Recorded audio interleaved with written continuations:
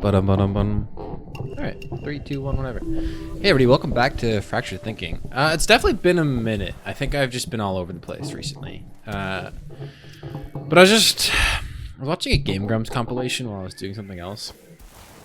And I was thinking back to this other live stream that I was watching, and I had this thought that was like, you know, some of these jokes are like sort of deep cut. Like, I'm watching this compilation of bits, and like most of the bits I've seen before, because I've been a Game Grumps. I was a Game Grumps watcher for a while, and I don't really watch their up-to-date stuff, but it's a go-to funny compilation. I know, assuming I don't watch it overly consuming, they'll pretty much always make me laugh. And I think I had this moment thinking of the like bienvenue power bottoms thing, and it's like people don't really get that unless they've been a fan or they've watched a lot of these compilations or something. And so I was talking with a friend of mine today about finite and infinite games, which I don't know how in depth I've gone on this show, but I'll recap them. But pretty much with Game Grumps, there's this idea that like the more Game Grumps that you've seen over time, the more likely it is that you'll be in on their jokes if someone makes a reference. And B, the more you will understand a reference that is given. So for example, someone says bienvenue power bottoms to someone and they're like, what? And then they show them the clip and maybe the clip's funny and they're like, oh, haha, okay. Situation 2 is like, you hear your friends like Game Grumps, I don't know, so you look up a Game Grumps compilation and bienvenue power bottoms is one of the jokes, and it's funny in context in the clips, and so when your friend says bienvenue power bottoms, you're like, oh, haha, funny, I get it. And then there's situation 3 where you've watched Game Grumps, you know, maybe you watched the original episode when it aired, and they said, and you know, Aaron opened up the episode with bienvenue power bottoms. And you know Danny and Aaron, and you know their like sense of humor, and they've made you laugh in the past, and so all of that experience comes back, and you're like, holy shit, that was hilarious. And then when it kind of becomes this relatively big moment, this one of their, you know, bits that supersedes their own space, it becomes even funnier, or it becomes even more understandable, if you will. Right? And I realized that this is a great analogy, metaphor, whatever, for just experience in general. The more you do something, the better you become at it. And you know, you'll hit a plateau. You need to have conscious improvement at some point. I don't disagree with those things, but that's not the point. The point is, I'm working on a web app, I'm programming, I'm drawing in my sketchbook, and I'm improving very slowly with the drawing, and barely at all, but improving, and I'm exposing myself to new problems while programming and all that fun stuff. Which then plays into the concept of finite and infinite games. There's a book by James Carse if you're interested, but in summary, a finite game is a game with rules in which all players choose to play it, and it is defined by those rules. Those rules cannot be broken. Win and loss conditions are based on those rules, and very specifically, you are playing to win. An infinite game is a game in which you don't necessarily choose to play. For example, life is an infinite game. And, well, okay, we're gonna put it, never mind. An infinite game is technically something you're not choosing to play, but you're choosing to engage in. And instead of having to follow the rules, you kind of define the rules as you go. So, for example, if I sit down to draw and I tell myself I'm gonna draw portraits, but then I'm like, you know what, I'm actually gonna change that constraint. That rule, that constraint, and I'm going to draw animals or something. So I'm drinking water a lot. Every time I come back to Fractured Thinking, I'm like, oh shoot, I haven't spoken continuously in a while. Let me keep yawning and blah. What am I supposed to be going for right now? Wall ride to grind and rock bounce on to grind. Yeah, so maybe a more relatable example is like a finite game is your teacher in high school and you as a student in high school, your teacher gives you a reading assignment, says you have to read this chapter of a book. That's a finite game. There's a very clear outcome and you're reading explicitly to complete the outcome. versus an infinite game where you pick up a book and you say, I'm going to read this. I'm going to read a chapter. Maybe you read 2, maybe you read half a chapter, but you're reading to read. The constraint is just something to work towards. It is not something that must be done yes or no. And so, coming back to the Game Grumps example, because I'm going to keep using it for some reason, but I don't know. Hopefully you can substitute your own popular media thing in there. If someone says Bienvenue Power Bonds and you have no idea what they're talking about, and you go look up a clip of it, then you get it. That's a finite situation. It's a very, very short finite game, right? Because you're looking up, I want to know the meaning of this. You learn the meaning of it. Boom, problem solved.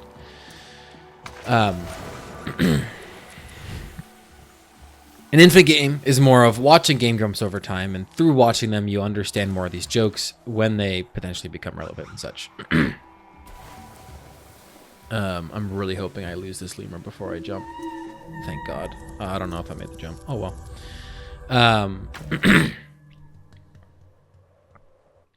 So,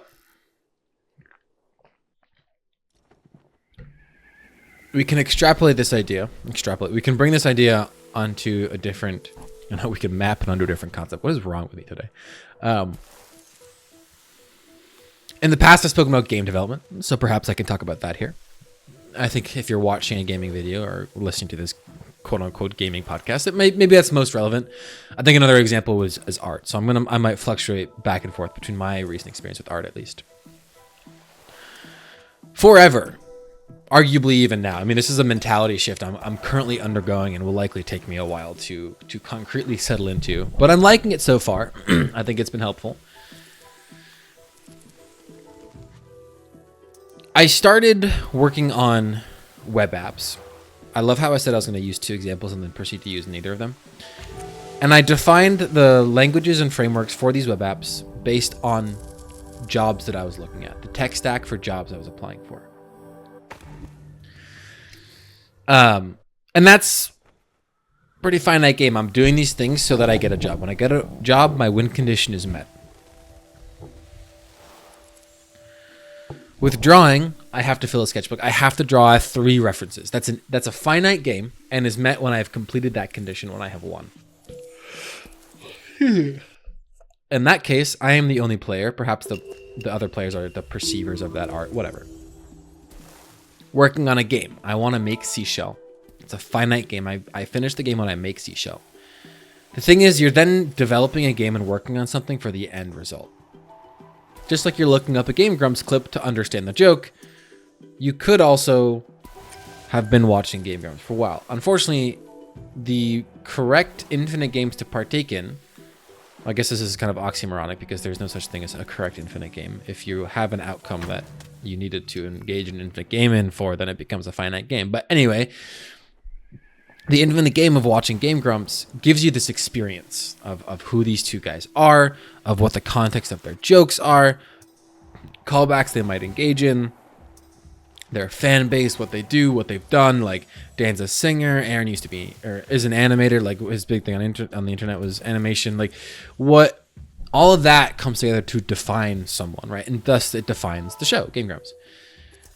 And so as you build up experience doing something, playing all those Odyssey, I'm talking and paying 10% attention to this game. I've played this to the point where I can just click. Obviously, I'm not like amazing at it, but that's not the point I'm trying to make. There's not much thinking going on. Let's put it that way. And so the same thing can be applied for game development, right? I've joined someone on a project. We want to make a game, and I have to make some demos. And so the objective, right, is to make a demo, but I want to have fun with it. I want to get involved in the process of making a game. And so the distinction in this specific example, at least, we can say that an important distinction between a finite game and an infinite game is that a finite game is played to be won, right? You're playing in order to win. You are engaging in the act of game development in order to produce a game. I want to make Seashell, therefore I will develop a game. I want to make a demo, therefore I will start developing.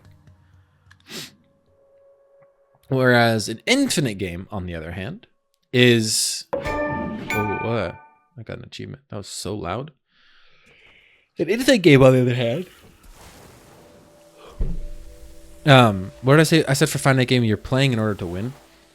In an infinite game, you end up winning as a result of playing. There isn't a concept of win or lose in an infinite game, in my opinion. However, by engaging in an infinite game, you can win a finite game by pure chance. I enjoy game development. I'm trying to change my mentality around that. With drawing, it's become a lot better. I think it's been a lot more potent. I have found... Joy is a strong word, but I have found a reason to sit... no, that's wrong. I have not found a reason to sit down and draw, but I have just been sitting down and drawing, just opening up Pinterest and just going around and trying to draw from references or different shapes. And in this act of staring at a blank page, instead of, oh, I have to, fill a page today, I'm looking at different exercises and different references, and I'm just taking that first step, and then the ball is rolling. But the ball is not rolling in any particular direction. It's just rolling. I have no intention for the ball to stop. If the ball keeps rolling, whatever. If it stops, it stops. There's a complete detachment from the outcome. That's more of a Buddhist idea. But the concept here for drawing, at least, is that I am no longer really drawing to get better at drawing. I am no longer drawing in order to make this art piece for a friend that I wanted to make 3.5 years ago. Maybe the fact that that goal really isn't relevant anymore is kind of part of this change, but I'm drawing just to draw. I realized a while ago, but I only really connected it to this whole mentality shift now, which is hard to explain. But instead of just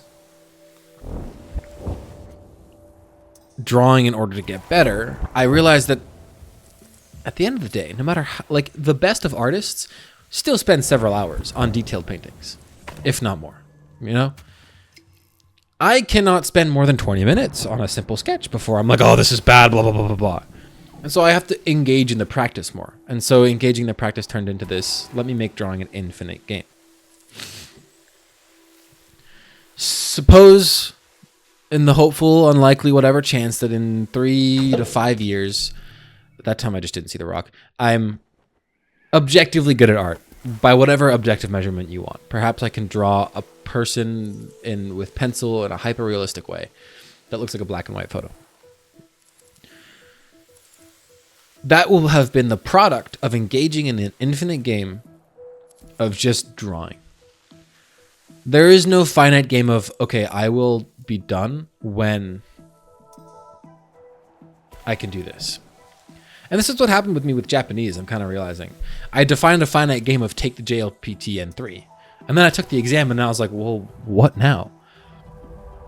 I didn't pass ultimately, but the win condition was not to pass. The win condition was to take the exam.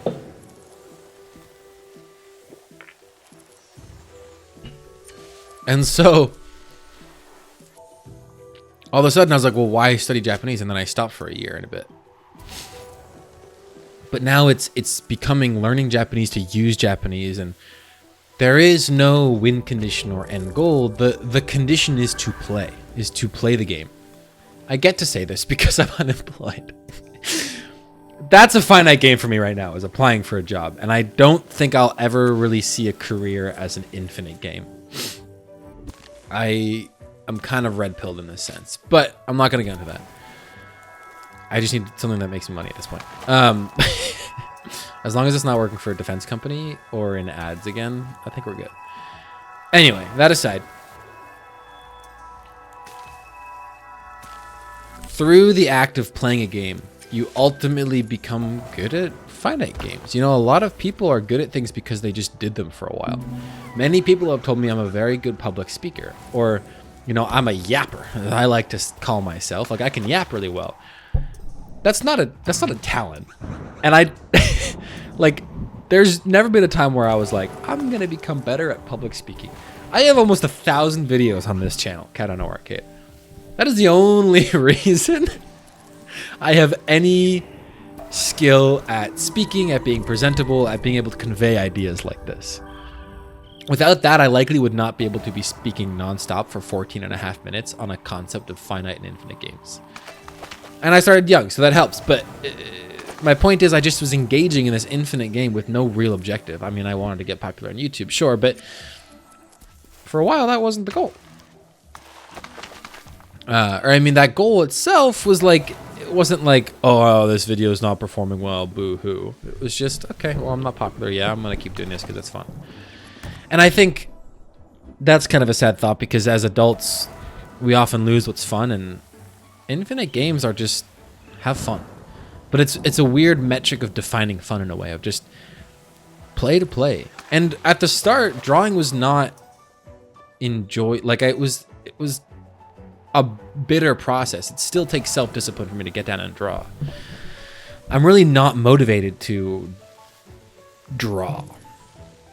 I have no motivation like I do for martial arts that says, oh, I really gotta draw.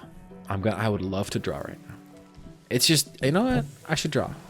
But it's not I should draw to therefore make X, Y, or Z. It's I should draw to get better at this thing. Sure, but to draw, to get used to this practice. And that's why practice makes perfect. And so game development, I think that's the next thing I'm going to try and tackle here is like, can I work on these demos without treating them as these huge projects as I usually do? Can I work on these demos and not beat myself up over not making a certain stretch goal? You know, what if I don't make the demo in 2 days or whatever? So what? Right? And it's like, we get good at what we repeatedly do. I think is very true. I just jumped too late on that one. We get good at what we repeatedly do, which is funny. As I said that as immediately as I smashed into a rock. But we also become better players at the games we repeatedly play. The games that we choose to engage in. And I'm not speaking about video games, even though that a video game is a subset of a game here, right? Any literal game is a subset of what I mean by game. And it's weird because it's not like I necessarily enjoy the act of drawing, right? I don't necessarily enjoy the act of programming. They both have their moments, like seeing shapes come together when drawing, or, you know, in programming when you're solving an interesting problem that engages you. It's not so difficult you can't tackle it, but it's not so easy you can do it in your sleep. And I think finding that mentality is something I've struggled with for so long. And that's why I think I'm on the right path, because I'm not searching for this reason why or this burning passion that I kind of envy people who have it. It's just, what games do I want to engage in? And so I look at it and I think, well, I have two options. I can engage in the game of watching TV and watching Game Grumps compilations and watching other anime, and I can engage in the game of eating food when I'm not hungry. Or I can go engage in a game of drawing, or engage in the game of running, or engage in making a VGT. And these things are only separated by what we want them to be separated by. For some people, the game of eating might be an arduous task. You know, someone wants to gain weight in the gym or whatever the hell. And like, eating is a hard thing to do that they should do. But for me, I have the opposite problem. And these games, though, are all the same. And this is the part that's really hard to explain, that I'm still struggling with myself, because to break my own facade, drawing is more productive than watching TV. Developing a game is more productive than sleeping. I really shouldn't be recording this video right now. I should be working on one of those game demos. Or doing mobility, right? Mobility is a game I should be engaging in right now, because I'm going to go on a run in half an hour with a friend. But what you gotta, for me at least, like, I have to learn to see them all in the same plane. Going for a run is the same as going for a walk. It's not, obviously. One will, I don't know, tackle fitness goals. It depends on how you see it, right? But if we can remove this barrier that makes drawing productive and TV not productive, I mean, I guess I'm kind of just getting at nihilism here, right? But through this experience of just playing the games that we actively want to engage in, I want to engage in the game of drawing. I want to engage in the game of running. These are games I want to engage in. I don't really want to engage in the game of watching more TV. I still do it because it's a habit. I ate a whole small pizza the other day. I mean, a few years ago, I could have downed a medium, no problem. But I felt a little sick, and the next day was shit because of it. And it's just not a, like, in the moment, I, convinced myself that I wanted the pizza. But in reality, that was not a game I wanted to engage in. And so I am just talking about mindfulness, and this is just how I think about mindfulness these days. So, yeah, just like we watch entertainment and media and get in on these inside jokes and these references and, staying in touch in social media and staying up to date with trends. That's a game to engage in. That's not a game I tend to engage in. I'm often, left on the sidelines when it comes to current events. I'm just engaging in different games. And life is just one big infinite game, but it's hard to see it that way. And I'm working on it, but I'm starting to really have this big shift of, after this, I can go lie down, I can go do mobility. I can go watch TV, I can sketch. It's fighting the habits and working towards goals, but really not defining them as habits and not defining goals as goals. So yeah, I think I got my idea across. I'm gonna leave that there. Thanks so much for watching and or listening. Have a good one, and as always, don't forget to stay awesome. I will see you in the next one. Peace.